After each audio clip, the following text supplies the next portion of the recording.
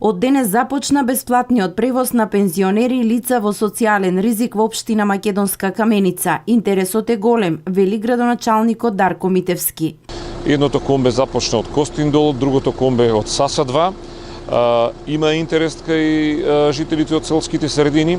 Треба до крај да се запамети распоредот, за да го знаат точно станиците каде се и во кој временски период поминува комбето, и се надевам дека ова ќе биде еден добар проект кој што ќе биде во интерес на граѓаните на општина Македонска Каменица, но и од селските средини. Иницијативата за бесплатен превоз во општина Македонска Каменица ја даде Сдруженијето на пензионерите од каде се горди на бенефитот кој го имаат први после пензионерите од Скопје.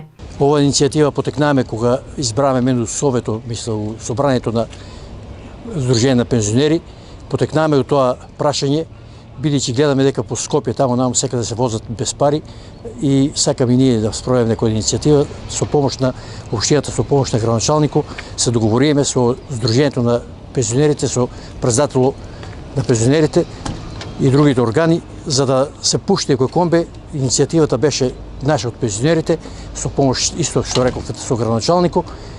Тоа се оствори. Задоволен од интересот на жителите на каменичките села, во првиот ден од проектот е и возачот на едно од двете комби возила. Добре, супер, за прв пат, супер е. Задоволен се штетката.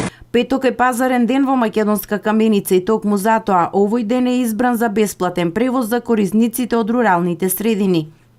Комбето супер, чисто, возине и јас сум задоволен. Мислите ли дека е многу рано или покасно треба да иде?